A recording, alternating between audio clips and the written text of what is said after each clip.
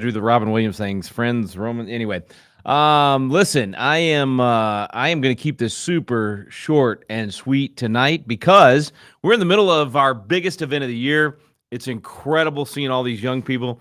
I should have brought you footage tonight, and I apologize for that. I'll post some pictures here in a second on some of our social media channels.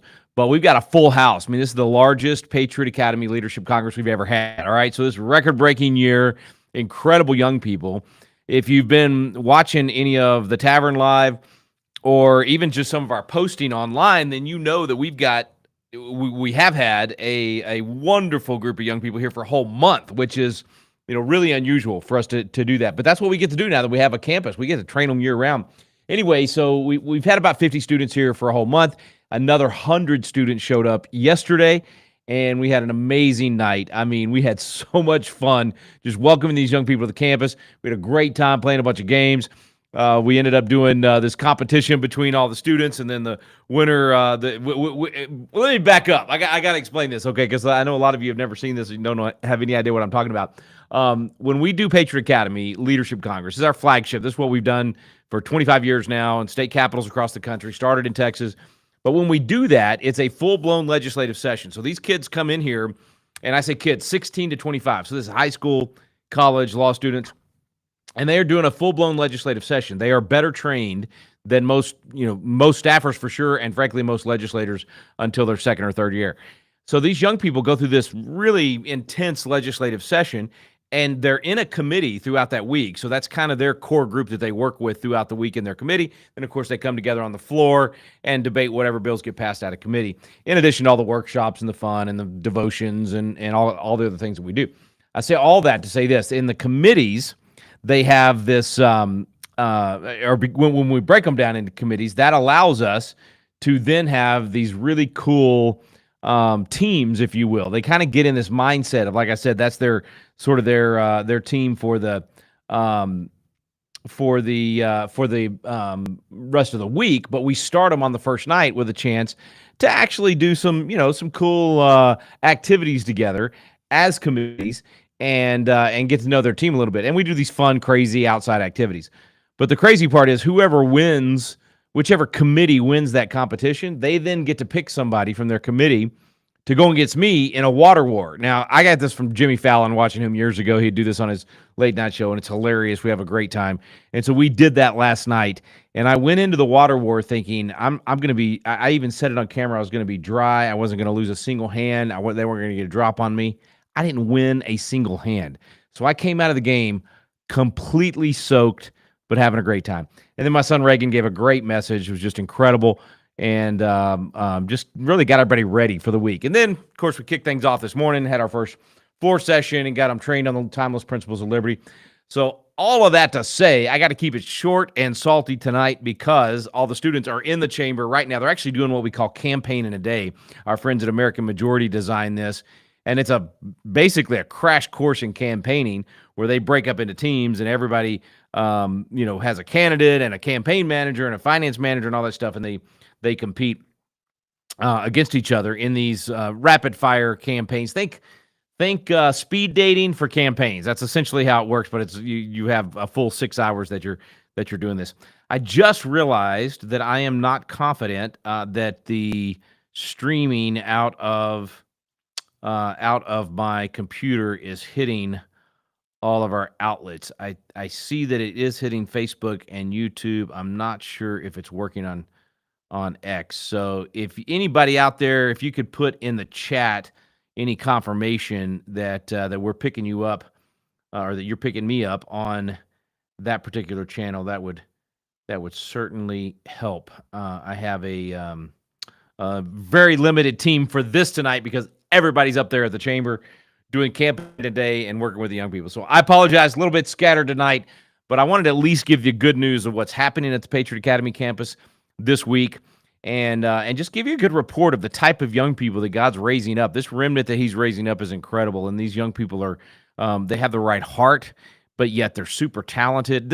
In fact, I'll just give you an example. This morning, we had the normal setup for all of our Patriot Academies, Patriot Experience, everything. I do this thing called Timeless Principles of Liberty, and I teach essentially, if you were to remake the world, how would you do it, and what would be the principles, and how would you design your nation? How would you design, what laws would you have? All of those things, and I've always done that myself for all these years. And we decided, what would happen if the students that have been with us for a while did that? So we've had these scholars with us for the last year or so, and they've been getting great training from Chris Dunham and myself and others. And so we decided to let them do it. And so they've been doing a few of those around the country as we've done our leadership congresses.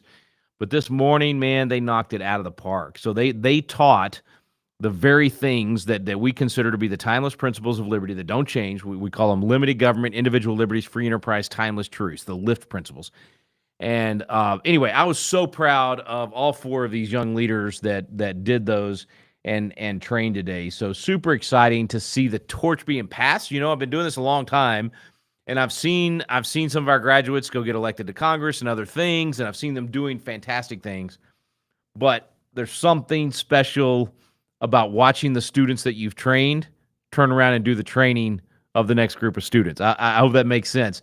It's sort of like, I tell people all the time, being a dad is great, being a parent's amazing, but I'm telling you, being a grandparent's the best job on the planet. And I love being a grandfather more than anything else that I do. And I think a big part of it is not just the enjoyment that we get from our grandkids and knowing that that's our legacy, but watching our own kids raise those grandkids. The joy that we get to feel, no greater joy, no doubt about it, and seeing them raise the kids. It's just incredible. And it's the same way. I felt that a little bit this morning with my Patriots, that I was watching some of these Patriots now pass the torch, mostly to their own generation, but somewhat to kids that are much younger than them. And that was just a thrill. So anyway, that's what's going on here. We're going to be doing that all throughout the week. Again, just started last night, full day today. We run them hard, man. I designed this program to be, where they would feel what I used to feel in the legislative session. What any of you legislators out there that are watching, what it's like, man. It's nonstop. It's relentless. You don't get any rest, and people are hammering you from every direction. And I wanted these young people to experience the price of leadership, that it's not easy. It's not glamorous all the time. You pay a price to be in a position of leadership, and especially in the political world. And so we designed it to make it, very, very intense and very long. So they start, some depend on what time they get up, but and how long it takes them to get ready. But they essentially join the team and get going at 7:45 in the morning, and they won't be done till 10:30 tonight. And then there's not much in terms of breaks. I mean, they go hard, and we want it to be that way. We want them to experience that. By Saturday, they will be worn out. I promise you. When they leave here, they will be stumbling out the gate. No, they'll be stumbling into the cars, whatever, getting on the plane and sleeping on their way home. But that's a good thing. It's one of those tired feelings. It's good. It's kind of like when you work all day outside, if you're mowing or weed eating or trimming trees or something, you're worn out, but it feels so good knowing that you made progress and that you did something worthwhile. And that's how these kids will feel at the end of the week. And I know that from 25 years of experience of doing this. So anyway, really, really excited about what we're expecting from these kids throughout the week. Be praying for them to find their purpose, to discover what that passion is that God's got inside of them, and that through the workshops and the different things that we're doing, that they'll begin to plan that purpose out and get the skills that they need to execute the plan. That's essentially what we do. We help them discover their passion, plan out their purpose, and then get the skills necessary to execute that plan. And this has been, this is, I don't know what number this is in terms of actual leadership congresses, because some summers we do 6 or 7 or 3 or 5 or whatever. Over the last 25 years, each summer it's a little bit different, but this group is amazing. I'm telling you, these kids are incredible. And I can't wait to see the graduation on Saturday after a long, hard week of instilling these things. I didn't really have a lot for you tonight from the Tavern about current events because I'm so immersed in this leadership Congress. So I really just wanted to encourage you and let you know that help is on the way. We're raising up the cavalry. I told Justice John Devine that this morning. He's sworn him in. He's a Texas Supreme Court justice here and in Texas, and we always do that. We have them take the oath of office on the House floor. It's just like the real thing, and we have a Supreme Court justice usually come and do that, and we have a pastor that gives a sermon that is very much like the founding era colonial legislatures. I mean, those early and state legislatures, even after we were a nation for years and years and years, they would do a sermon at the beginning of the session so that you could hear from the great lawgiver before you go to make laws. And so we had Michael Ciosiolo with us today. He was with us last year at the end of the week. It was so good. I said, man, you got to do the charge at the beginning of the week next year. And he did, and he knocked it out of the park this morning. It was phenomenal. So anyway, we had that this morning, and got to kind of kick them off and get them going. But I told Justice Devine, who is he's been on the court for I'm gonna blank on this total. I think 15 years, and faced a lot of overwhelming odds, and very often man against the world. I mean, literally against the entire rest of the Texas state government during the COVID stuff. But I told him as he finished the oath of office with all of them, and all those young people sat down, I said, Justice, their help is on the way. The cavalry is being raised up. The remnant is rising. So all of that to say, be encouraged, everybody. All right, let me see. I think a few of you had some questions. See if I can get to any of these. Steve asked about any updates from the judge on Constitution City. Looks great. Had a fantastic meeting at the end of last week.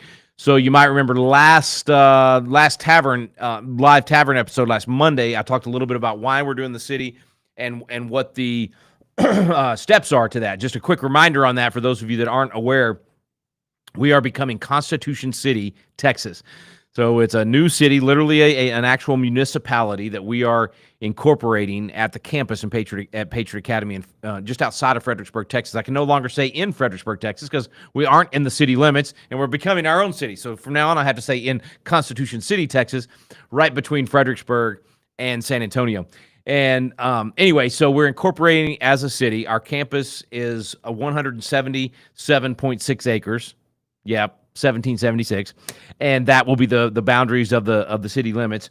And so it's going to be one of those small cities. It's a Type C municipality in Texas, and the process for doing that, you got to have a certain number of inhabitants, and then you got to have certain square footage and all that, and then you get it on the ballot. And so the way the process works, you do all your due diligence and get it all ready, get it mapped out, get your numbers, and then you do an order from the county judge in your county to order the election, and then the people that are in the area of the city limits that are registered to vote get to vote on whether or not to incorporate. So that is the election that we will have November 4th of this year. And so anyway, we've been talking a little bit about that process, and the one thing that could have been kind of a hitch in our giddy up and at least slowed us down. It wouldn't stop us because it's a ministerial duty by the county judge. But if he had decided that he didn't like the idea and wanted to go against us, he could have dragged his feet and caused us to miss the deadline for being on the ballot in November. And then we would have been able to force the matter because it's by law has to be done. It's not a decision by the county commissioners or any county judge or anybody else. It's literally, if you meet the standard, you get to get it on the ballot and have a city. But we could have been delayed to next year, and we didn't want to have to do that. Really wanted to get it finished. So we had a big party July 4th, declared our independence on July 4th. Everybody signed our version of the Declaration of Independence for it, specifically for the city. Had the city seal designed, established July 4th, 2025. Got all that turned in, had a great phone call with the county judge a couple of weeks ago, which I had updated you about, and he said he would be on board with us and helping us. And then this last week, we had a great meeting with the elections people and the county judge and another commissioner and just got it all nailed down. And so everything looks fantastic. We'll be on the ballot in November and Lord willing, get all that done. And the handful of registered voters that are out here will vote. We got a lot of inhabitants, but a handful of people that have actually moved their registration here.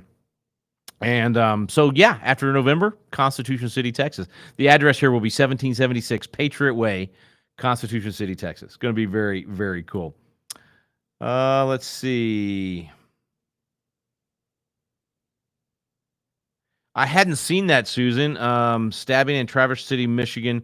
Man with gun took suspect down 1 minute after 911 call, and he was taken into custody 1 minute later, proving the importance of having people with a gun to control the situation. Look, you're not going to get any argument from me on that, Susan. I'm a big believer in the constitutional right of self-defense. It is I shouldn't say constitutional right. It's a God-given natural right. The Constitution guarantees that it won't be violated by the government. One of our students this morning in their speech said that, and I thought, you know what? They're right. We always say constitutional rights, and that's really the wrong way to say that. It's not a constitutional right. It's a God-given right. It's a divine right. It's a natural law right that the Constitution guarantees government will protect and not actually violate. And that would certainly be true of the right of self-defense. And the more guns, less crime, my friend John Lott says in his book, and he's absolutely right. And so the more sheepdogs we have, the more people that go through our training here at Patriot Academy, so that you're not just carrying a gun, but you're actually equipped and trained, and you really know what to do and have the physical ability and the mental and spiritual and emotional ability to deal with the situation. If you haven't heard of our constitutional defense course, go to patriotacademy.com and learn more about that and come see us.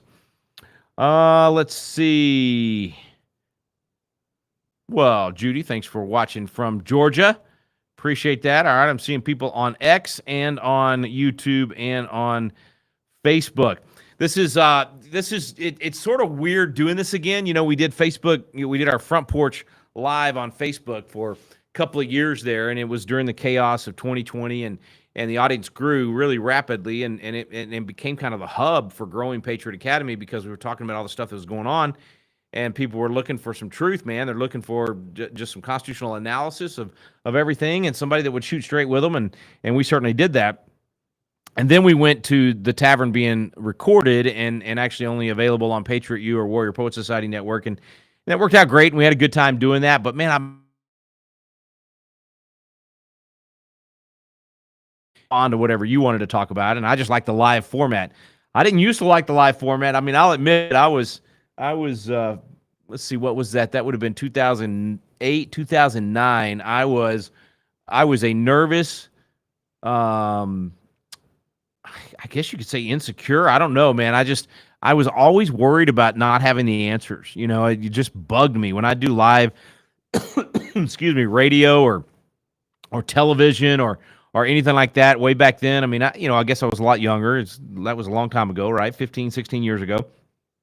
And I didn't have the same breadth and experience and all that. And man, I'd just be so nervous whenever it went to open calls and people calling in and all that. And I didn't enjoy it. I had a live radio show in Austin, Texas at the time, and man, I just didn't enjoy it. I did not enjoy it. But now I love it. I love doing call-in. I do a daily radio program on American Family Radio twice a week. Walker Wildman and I split it. He does Monday, Wednesday, Friday. I do Tuesday, Thursday. So if you're not listening to that, you should. But 1 o'clock Central Time every Tuesday and Thursday, it's a full hour of live call-in, and I love taking those calls. Like I'm actually, I don't even want to know. I don't want to see notes about what somebody's going to say. I want it to be sprung on me. I actually enjoy that now. It's kind of like doing Q&A after a speaking engagement. That's my favorite part of the engagement. And part of it is I just got rid of the pride and said, you know what? If I don't know the answer and somebody stumps me, I don't care. It's like it's no big deal to say, I don't know. Let's go research that. Let's learn it together. And so that's kind of the way we teach our coaches to do all the Constitution classes as well. It's why I would challenge you to not put off hosting coaching a Constitution class. A lot of people don't do it because they think they have to have all the answers. Same reason I didn't like live radio 15 years ago. Man, get rid of that. Just wipe that away and say, forget it. You don't have to have any of the answers. The videos are going to do the teaching. And then if you get asked a question or in the discussion of the class that you're hosting, nobody can answer the question, send it in to us and we will get you an answer if we don't know off the top of our head. I get stumped all the time with questions and where I don't know the answer. These kids that are here right now in the Leadership Congress, they've already stumped me a couple times, and they'll stump me a lot more throughout the week. So get rid of that pride and just enjoy it. And so all that to say, I miss doing that with you on a weekly basis, just being able to talk about whatever the headlines of the day are, look in the chat and see what you want to talk about or what your questions might be. And even though we don't still have, actually, we technically still have the Front Porch Live location where our fireplace was, but the house is empty. We've moved to the campus in Constitution City, Texas. We haven't sold it yet. So technically we still have it, but I'm not there anymore. It's an hour away. And so I can't film there anymore, but we have our Tavern set, and it's the perfect place to do this. So anyway, let's see if you guys got any questions before I get back up there to the young people that are here with us in the campus. Okay.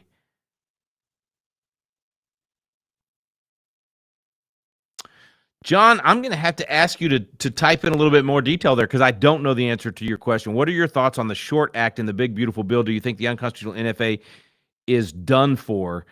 Give me a little bit more because I don't know about that part of the bill. That's the first time I've heard of that. So if you give me a little bit more here, I'd be glad to answer that. Rhonda, thanks for watching from Indiana. I love doing Flashpoint, and we'll be back on Flashpoint next week. They had the Believers Convention this week, and of course, I got the campus full of Leadership Congress students, so I never get to make it to that Sunday night one.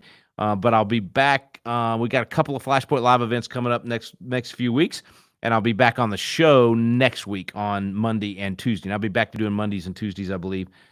So, yes, thank you. And by the way, we'll be in Indiana third week, I think it is. We've got one more Leadership Congress. After this week, this is our big national Leadership Congress here in Texas, and then we'll do one more in mid-August. I want to say August 20th, 21st, and 22nd in Indianapolis there at the Indiana State Capitol. So send some kids there. If you know anybody, actually, you don't even have to be from Indiana. This is the last Leadership Congress of the year. So wherever, if you got any young people in your life, 16 to 25, and you want them to get immersed in some biblical worldview of how to address some of these tough issues, of how to just do life, of how to be a good citizen, or you just want them to get good leadership skills, be around some other good young people, take a communication workshop, all of those things. That's what we do at our Leadership Congresses. So if you want to do that, send them to patriotacademy.com, have them click on Leadership Congress, and then choose the Indiana one. It's called the Midwest Leadership Congress on the website. But I know we've got seats available for that one. It's one of our new ones. I think we've only been there a couple of years, and it might have been only one. No, we've done 2 years there. Anyway, it's new, and so it doesn't usually fill up. And so any students that want to come can come from all over the nation to be a part of that. And we would love to have you. It's a nice capitol. It's actually a good one to attend. Thanks, Sandra. I appreciate it. I love that we're doing lives again too. I think we're gonna get back in the swing of things. It might take me a little while to get back in the swing of things, but we'll get there. You're welcome. Love sharing truth.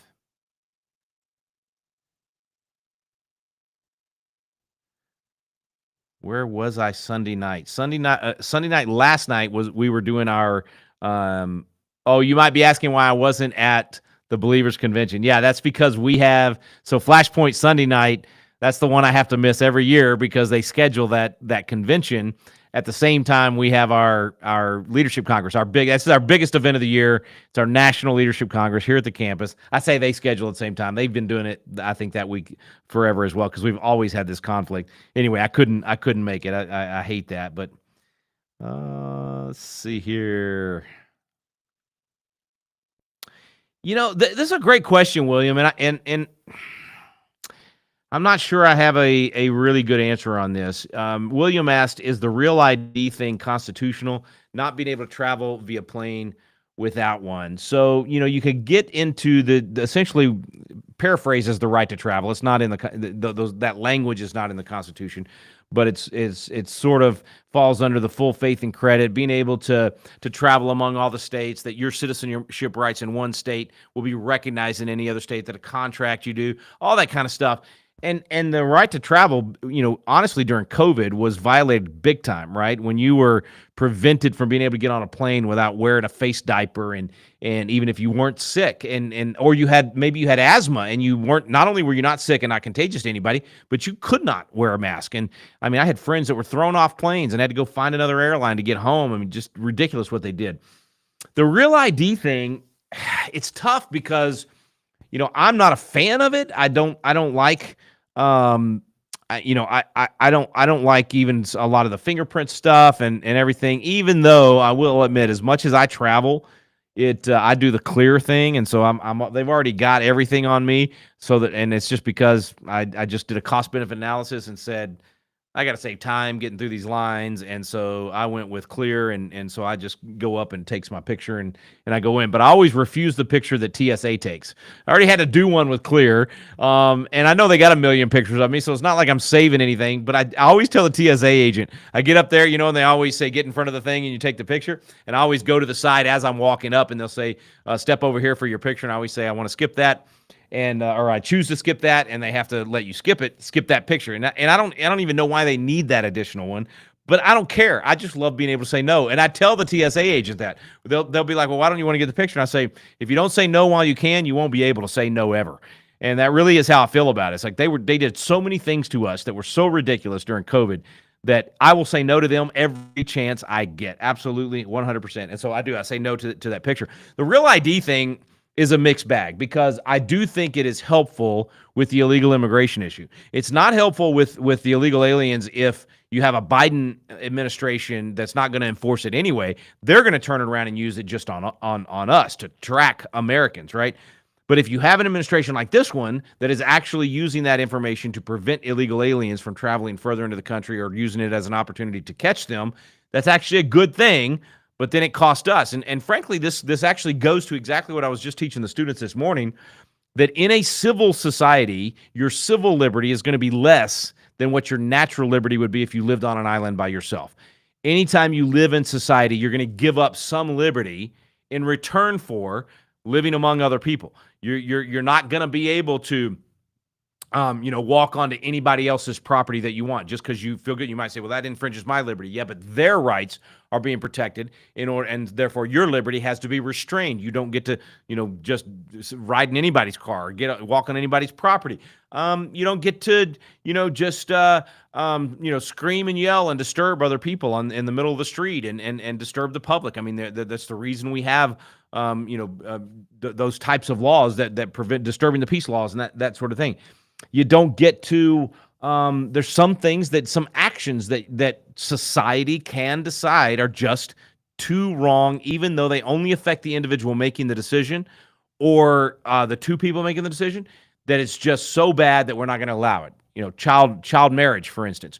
We will not allow child marriage. If you're 10 years old, we're not going to allow even your parents to marry you off to someone or to traffic you in that way, which is essentially what that is. It's one reason that Sharia law and constitutional law in America doesn't mesh, because look, Muhammad married a 9-year-old and had sex with minors. He was a pedophile.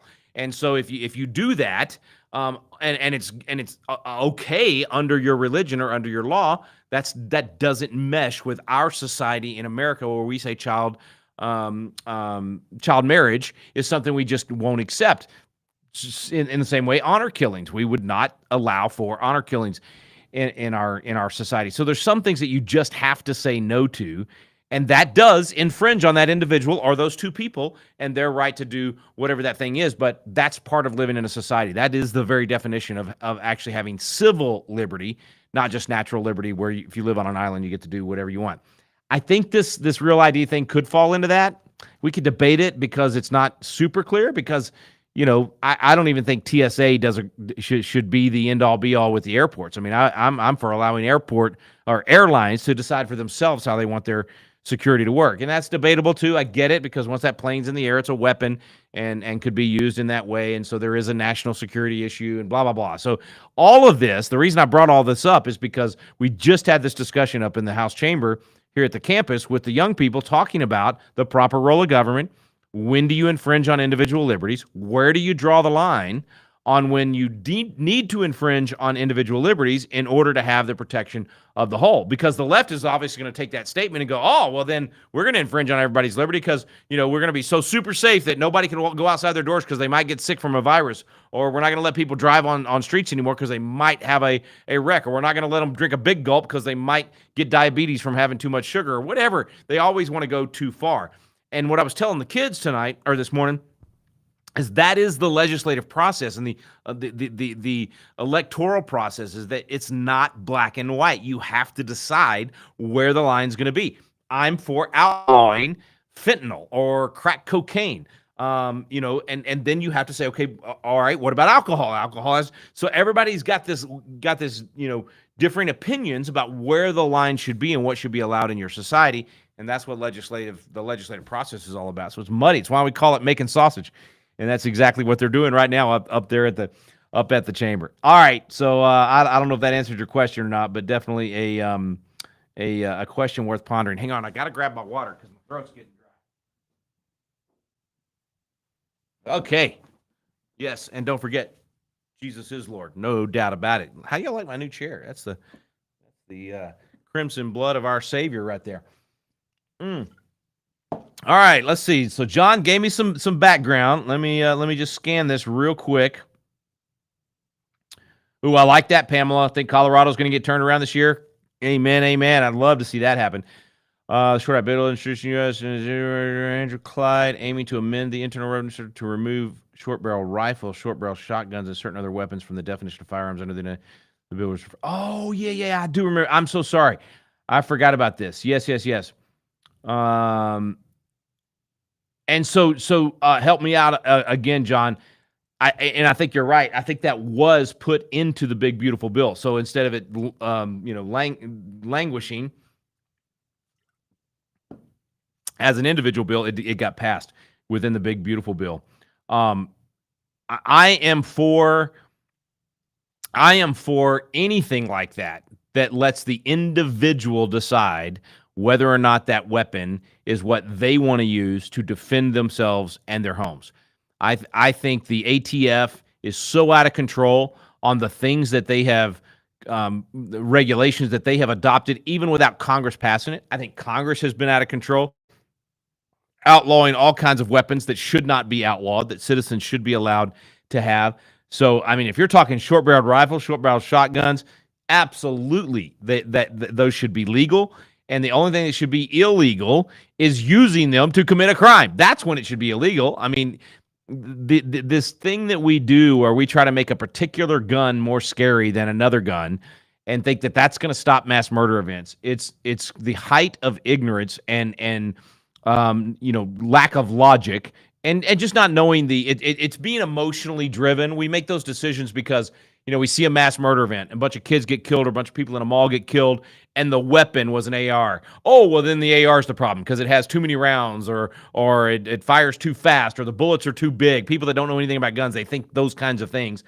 And then we see another event, and it's either an AR or maybe it's a little bit like that, or it looks like that to the average uninformed person. And so the more that happens, they keep associating the murder to this particular weapon. Well, we could say the same thing about cars. I mean, what about all these terrorists that drive Suburbans into crowds? As a Suburban, then a vehicle that shouldn't be allowed anymore. It's just too big. It kills too many people at once. So we need to get rid of it and only let people drive little bitty cars. Because then if somebody uses it driving in a crowd, it'll only kill a couple of people instead of killing 9, 10, 15 people. That's the logic that these people are using. What we should be saying is, what does it take for there to be more sheepdogs, concerned citizens that are able to carry a firearm where they can stop the person that comes in to commit a murder more quickly than waiting on the police to show up? Police are always minutes away when you need them in seconds. And that's not their fault. It's the fact that you don't want to be a police state and have a policeman stationed in every home or whatever. So anyway, yeah, I think the focus on these particular weapons and trying to outlaw them and thinking that's going to stop mass murder ignores the fact that people commit mass murder events with handguns. They commit them with knives and swords. They commit them with trucks. It's the heart of man is the problem. And your natural right of self-defense should not be infringed upon by the government, so that if that crazy guy comes in, or crazy girl, or crazy transgender, which is lately the mass murder events are all transgenders that are on psychotropic drugs and hormone therapy and all that kind of stuff. And almost every mass murder event of the last 30 years fell into one of those two categories, some sort of hormone therapy or psychotropic drugs. You could go back to all these kids that shot up schools. We messed up their brains and rewired their brains with some crazy stuff. Anyway, so the focus should be on making sure that there are more people capable of stopping the threat, because you're not going to get rid of evil. You're not going to get rid of every bad person or psychotic crazy person. By the way, side note, wasn't going to do headlines, but what do y'all think about President Trump? I don't know if I read this headline right or not. I didn't read the whole article, but apparently President Trump wants to bring back the insane asylums and the places that we keep people, the mentally ill that are not capable of functioning in society without harming other people, instead of just drugging them and hoping that they'll take their drugs and they won't end up doing something crazy.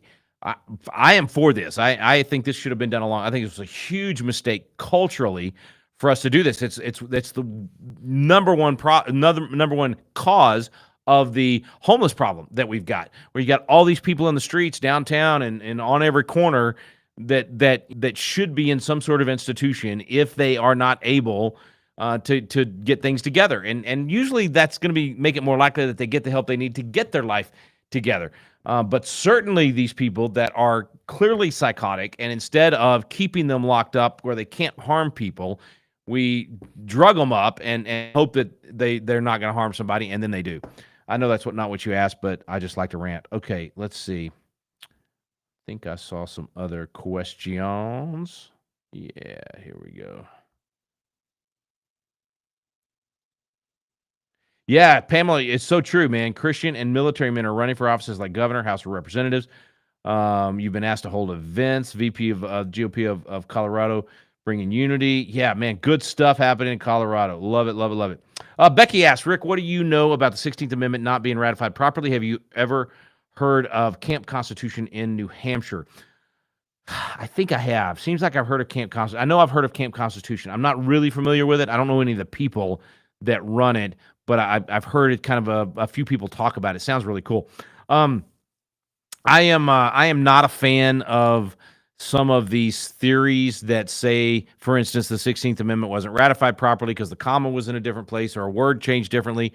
In fact enough states ratified it, even if there were clerical differences, and the American people have acted upon that for the last 108 years, that I don't think the argument that it was never properly ratified will ever win, and I consider it a red herring. I actually talk about it in my Constitution classes because it was actually a lot more common, Becky, for people to raise this particular question 20 years ago. I mean, it was actually gaining a lot of steam. People were really talking about that a lot and trying to trying to claim that you didn't even have to pay your income taxes because of this.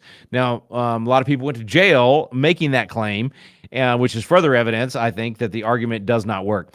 I'm all for repealing the 16th Amendment, Becky. Don't get me wrong. I think the income tax is immoral. I think it's wrong. I think it's been used to manipulate the American people. I think it's been used to grow the American federal government way beyond what it should have been. So I'm very much against the income tax, and I think it should be repealed. But I think you got to do it the constitutional way, and I don't think we can just go off of the lack of ratification. And I don't think it truly lacked ratification. I think it's some of these clerical things and some technical things that just aren't going to win the day. Let me put it that way. Okay, but great question, and definitely the kind of question I like getting, and I think we should talk more about these things. Yeah, I like that, Stephanie. First, disarm the bad guys, then we can talk. That's good.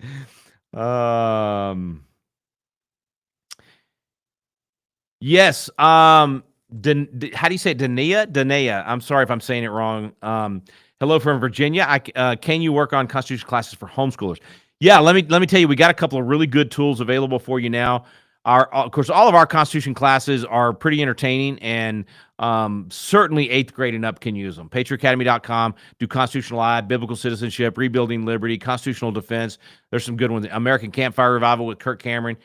But the one that you might start with, there's two tools that are best for the younger. If they're younger than 8th grade, for sure, use Chasing American Legends. That's our reality show where we go visit, do history, mystery, and go visit some cool sites. But we've always got some sort of constitutional or American history lesson in there. And then we have a one-day Constitution curriculum. It's designed to take into a school, like a public school or a private school or whatever, but you can certainly use it in your homeschool to at least pique that interest in your young person about the Constitution. And then we're working on some kids' books and some other things coming out that'll be good. Oh, Jim, I'm with you all the way. While we're repealing the 16th, please repeal the 17th. Absolutely, 100%. 17th is, I call it the second worst amendment to the Constitution. 16th is the worst. 17th is the second worst.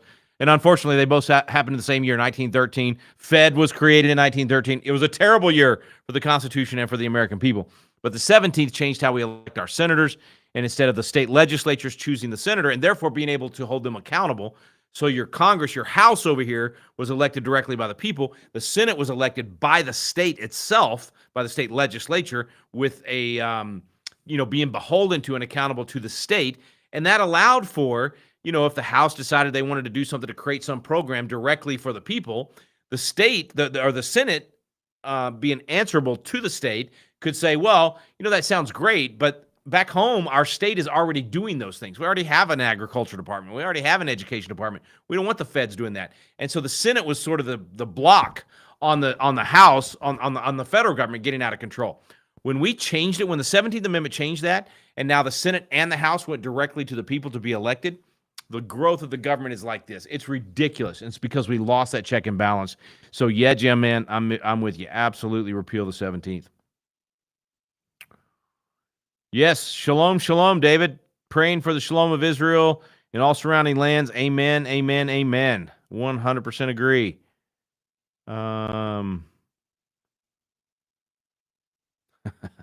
Yeah, it's funny, Wade. uh, yeah. Yep. They would threaten to send us off to Terrell to the You're exactly right, brother. Oh, love you, man. Oh my goodness. Oh, that's good, bro. You were always a good teacher. Teaching government this year. Excellent. I will. I'll send you that one day curriculum. I'll try to remember that. Congratulations on Coach of the Year. That's awesome. I saw that on your Facebook page. Good to see you, bro. I think that's all the questions, and I can't believe it's 6:40. I was going to go 20 minutes because I need to get back up there to these kiddos. But y'all pray for these students, man. They're having a great time, and it's just cool to see that next generation being raised up. And like I said earlier, the best part is watching the Patriot Academy grads do the teaching now. So if I get hit by a bus tomorrow, God forbid, I don't want that to happen, but I'd be fine going to glory. We're in good hands, man. Patriot Academy's in good hands. These kids are ready. They are just doing a great job teaching and passing that torch to the next generation. Oh, thank you, Scarlett. Yes, that's the link to that curriculum. And we've got this cool thing in Texas and about 6 other states called Celebrate Freedom Week. It's one of the bills I passed 25 years ago, and it requires the teaching of the Constitution and the Declaration. And so it kind of gives you an excuse, whether you're a teacher and a coach like Wade, or you're a local citizen, or you're a parent. You've got a great excuse. You got it right there in the law to be able to go and say, hey, Mr. Principal or school board or whatever, can we do a Constitution Day curriculum on September 17th or sometime that week? Here's the Celebrate Freedom Week thing in the statutes, and it just makes it easy to get the curriculum in. And our curriculum is that one day the day curriculum that Scarlett developed is very palpable, acceptable. It's just really, really good. It's entertaining, and it's not going to be like propaganda for Republicans or propaganda for Democrats or any of that. It's literally about the principles of the Constitution and the Declaration. So I think you'll enjoy it. You get it for free. If you sign up as a coach at our website, patriotacademy.com, then you get it for free. So make sure you check it out. Okie dokie. Everybody have a great night. I'm going to go join the kids. I'm not going to keep up with them. I need sleep, man. I'm feeling my age this year. These kids go 100 miles an hour. And like I said earlier, we've had 50 of them for 30 days, or not 30 days yet, but 3 weeks so far. And there were a few of those nights where I'm a night owl. I don't get up early. I stay up late. But, man, these kids, I'm going home to my cottage here on the campus and nearly run over 20 of them. They're all out there stargazing. And I decided to get out of the truck and go lay out there with them and stargaze and visit and sing worship songs. And anyway, they kept me up too late. So I'm going to go try to keep up with them tonight, but I don't think I'm going to make it through the whole week. Hey, God bless everybody. Y'all pray for these Patriots throughout the week, and I'll see you next Monday night here in the Tavern. I forgot. Should mention that. Forgot my own tagline.